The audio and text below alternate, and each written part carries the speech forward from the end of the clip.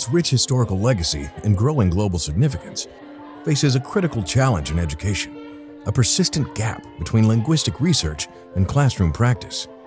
Debate continues in the Arabic teaching and research communities over the most appropriate approaches for school-aged learners, yet little research has been conducted in primary and secondary classrooms.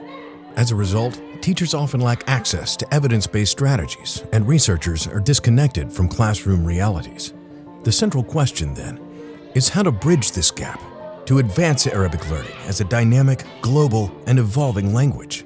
When you work in education, it's really difficult to get access to research because of time, because of paywalls, because of energy. Language is often inaccessible. When you're a researcher, you don't necessarily know what's actually happening in the trenches, in the classrooms. Teachers are working in the field and they have the contact with students all the time. They are trying to make the educational material more interesting for a student to love the subject. Since I started teaching in 18 years ago, we didn't have a lot of research about teaching Arabic as a foreign language. Researchers and teachers have been operating in their own camps, but the findings from research and the experience of teachers, there hasn't been much cross-pollination. And that has slowed down the progress of the sort of language learning environment.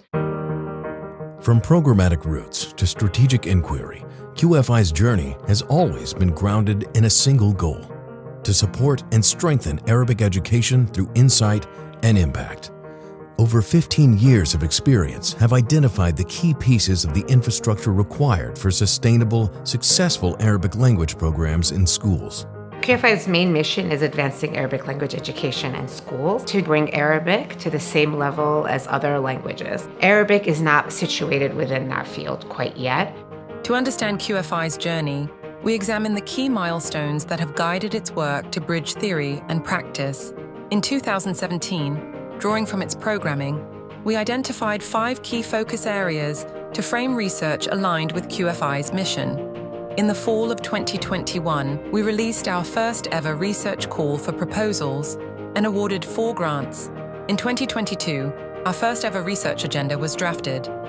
In 2023, we partnered with Oxford University to conduct a detailed scoping review, analysing current studies and pinpointing gaps.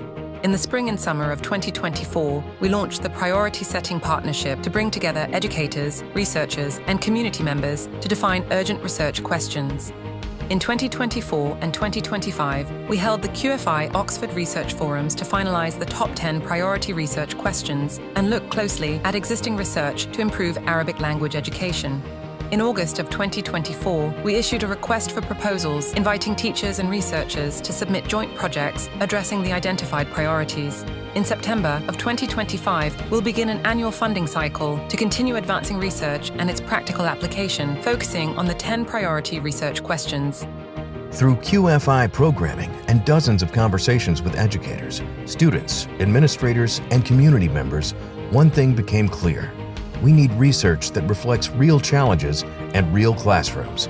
Building on this, the QFI Research Agenda offers a practical, evidence-informed guide shaped by community dialogue and input. I get encouraged as a teacher to do action research back in my classroom that I have been doing in class intuitively.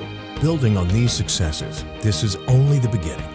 Unlocking the full potential of Arabic requires a global ecosystem where research, teaching, and policy come together. I would hope to see other language trainings, language teacher trainings, are citing research coming out of the teaching of Arabic, like we are currently citing the literature that's coming out of Spanish or French, and it really does become a mainstream language offer in schools. I would like to see representing Arabic in a way that is a world language with an incredible amount of diversity, an incredible amount of culture. I hope to see teachers working with researchers and researchers working with teachers to produce research and to develop practices that are effective for a wide range of learners.